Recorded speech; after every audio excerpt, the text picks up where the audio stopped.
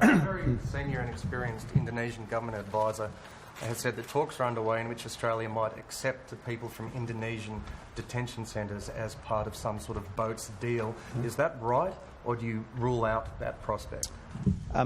Talks are underway with the Indonesian government on a whole range of matters at a whole range of different levels, and I'm very pleased that we have such a close, constructive and cooperative relationship with the Indonesian government.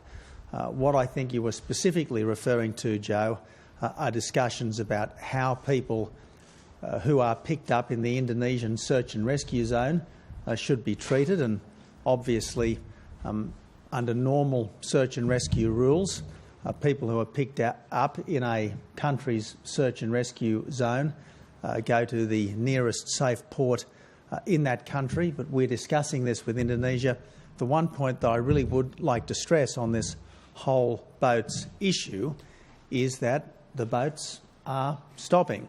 There is still a long, long way to go, but the first 2 months of the new government, we had a 75% reduction on the last 2 months of the old government, and in the month of October there was a 90% reduction on the peak month of July under the former government. So while the boats certainly haven't stopped, they are, on the evidence, at least stopping. Today we see an extraordinary situation. The Abbott government's boats policy is in complete disarray.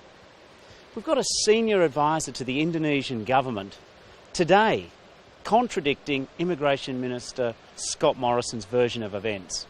What on earth is going on with the boats policy? How is it that we've managed to get our nearest, largest neighbour so offside that they're commenting and directly contradicting our own government's policies? It's time that the government owned up to what's really going on. Their boat policy is in tatters, and it makes me wonder, what else is the government hiding that we have to rely on Indonesia to find out what's going on with Australian government policy? On that point, Mr Abbott, is the idea that you're working on that, for example, if 80 people were picked up in the Indonesian search and rescue zone, that Indonesia would take those people back, but you would take 80 people who are considered genuine refugees or whatever from their detention centres?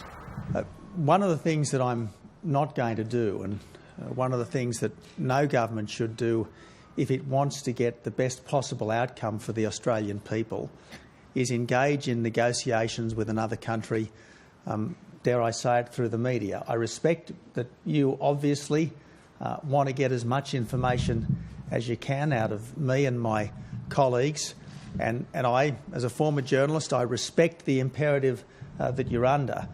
But my job is to try to get the best possible relationship with Indonesia and other countries that we're dealing with on this subject, so that we do permanently and finally stop the boats. And so I'm just not going to comment other than to say that we are, of course, talking with the Indonesians, as you'd expect, about the best way of handling people who are picked up in their search and rescue zone.